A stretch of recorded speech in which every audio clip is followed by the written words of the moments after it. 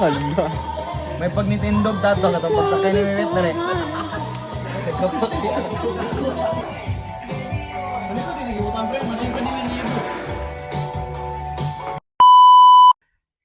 So guys, what's up? Nadita diri karon sa isa sa pinakabag-o nga resort diri sa Barangay Digkilaan. Mo na siyang Angels Farm Resort and I'm with the owner, Miss Angeli. Hi ma'am. Hello. Good evening. Good evening pod. Kani ma'am, nalami ganan ipangutana para pod sa mga tawo nga utanaw sa atong vlog. Like kano sa ni siya na-establish? Last August 8. So bag-o ra jud siya no. Bago pag yun siya ga-open. Tas napamoy plano kanang dungagan pa ni siya. So murag kuan na lang siguro kanang murag pagwapo na lang ba. Wala jud kanang idongag nga kuan pool kay private ra man gud ni siya. Good for family only lang ba. So tungod kay dagag nag-inquire mo nang na-open sa into sa public. Ma'am, thank you kay sa pag-accommodate sa mga. So, pila ang rate diri ma'am, like kung mag-overnight or pag daytime pila ang rate? Ang daytime 2,500 ang daytime tapos pag overnight 3,000 plus 1,000 na accommodation. So 4,000 sa tanan kong overnight.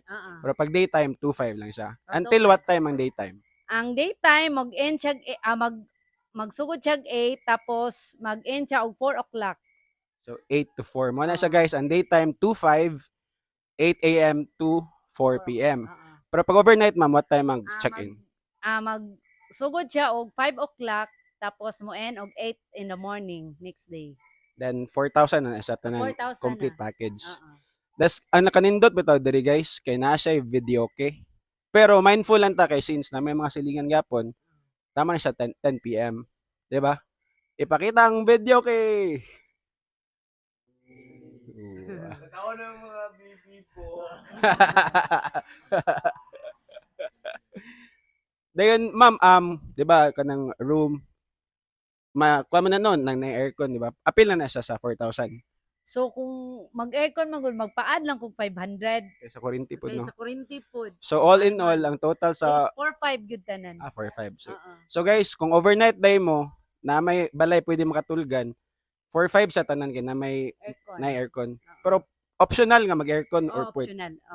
Optional lang kung kuan more tong 4,000 ang bayaran pero kung mag-aircon mag-add jud 500. Kanang kuan ma'am, unsay kanang landmark para dali bitaw makitaan sa mga tao. So akong kuan re dikilaan tapos tablon man ni siya, tablon hardware tapos pasaka makita na dayon ang black na gate unahan gamay. Mao na ang kuan ang venue.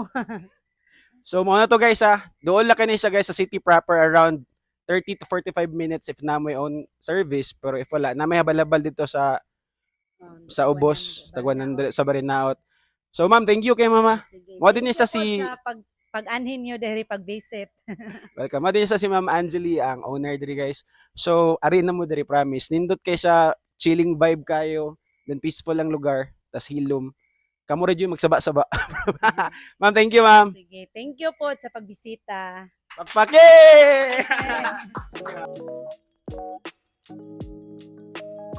So kani guys, nani sa Barinaot.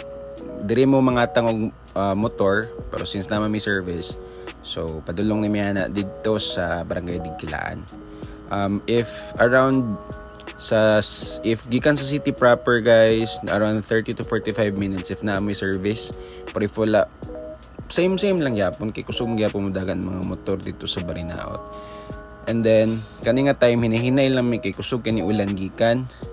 So medyo slippery ang kuan ng dalan. So ayan guys, papadulong na mi and then so imo na ni siya ang lugar makita ninyo dito sa dalan mismo. Kilid na ni siya dalan guys. Like kilid na jud kayo.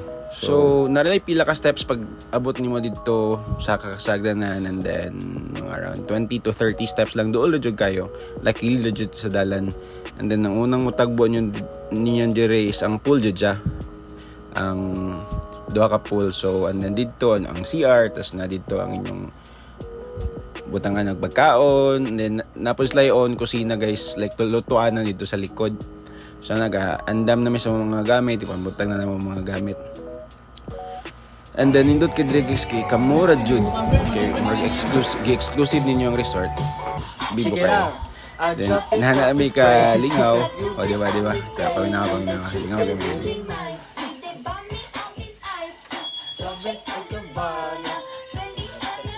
So, mo sila akong mga sabay guys. Akong mga barkada. Sila Sabino, sila Sedi, sila Joshua, Vince,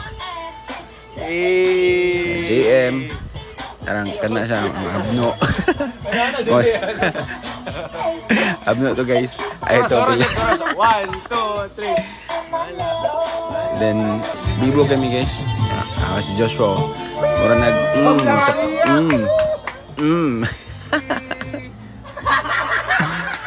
Tapos inindot ka diri kay inyo haram gud ang lugar. Then, malingaw jud mo kay wala bitay mutipok. Walay tao lang. Ang kamukamo ra dyan. So, bibo ka siya. Around 1 a.m. naman nata ni.